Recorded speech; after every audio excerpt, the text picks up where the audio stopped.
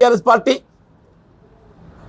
నువ్వు BRS party మీద ఏదైతున్నదో శాపనార్థాలు పెడుతుంటే నువ్వు బీఆర్ఎస్ పార్టీ శాపనార్థాలు పెడుతుంటే ఏమనుకోవాలి? నువ్వు బీఆర్ఎస్ పార్టీ శాపనార్థాలు పెట్టకు తల్లి. రాష్ట్రంలో అధికారంలో ఉన్నది రేవంత్ రెడ్డి గారు. ఈ రాష్ట్రానికి ఏదైతుందో అది నిజంగా మంచి చేస్తే సంతోషపడదుమే.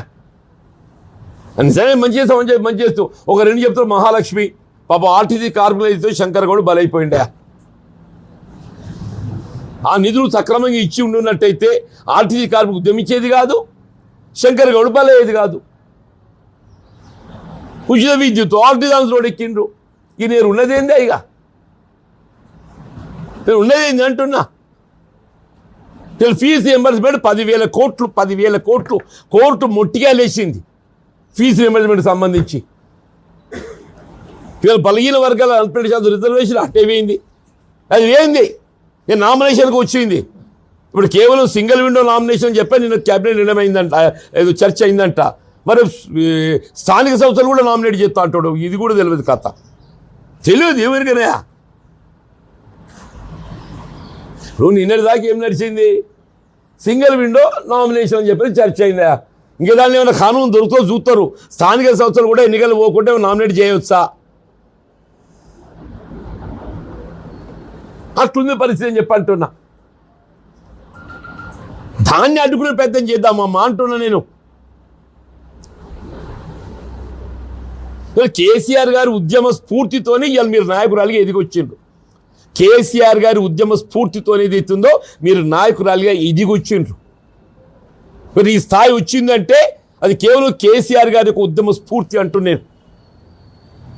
దాన్ని కేసీఆర్ గారిని మరింత గొప్ప నాయకుడు నిలబెట్టే విధంగా ప్రయత్నం చేద్దాం.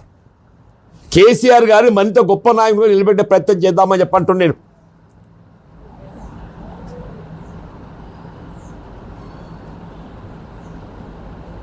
అది అనేది ఇస్తుందో అడుపోయి ఇవాళ నువ్వు ఇక్కడ దాకా ఎదిగినావు అని చెప్పంటే ఆయన ఉద్యమ స్ఫూర్తి కేసీఆర్ గారి ఉద్యమ స్ఫూర్తి అయితే నువ్వు ఆయననే మర మనిషి అంటే ఎట్లా తల్లి?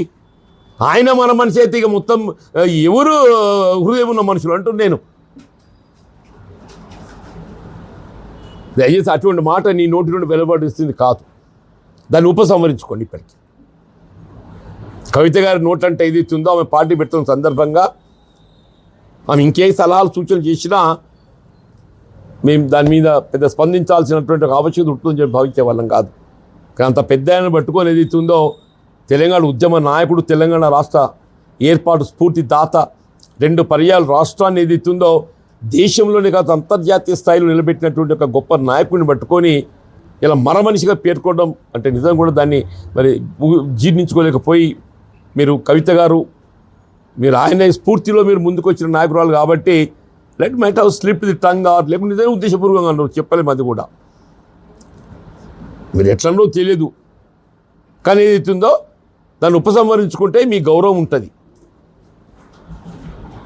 దాన్ని మరమనిషి అనే ఒక పదాన్ని ఉపసంహరించుకుంటే మీ గౌరవం ఉంటుంది.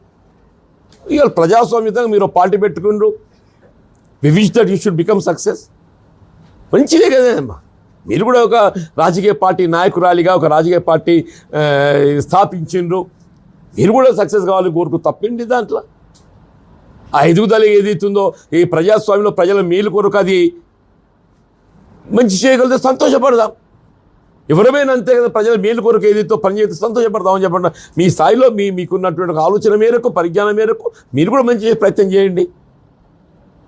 అంతేగాని ఏదైతుందో ఇటువంటి ఆ పెద్ద ఆయన గురించి పదం వాడటం ఏదైతుందో సరైనది కాదు. దయచేసి ఉపసంహరించుకోండి అని చెప్పని నేను విజ్ఞప్తి చేస్తాను. Thank you sir.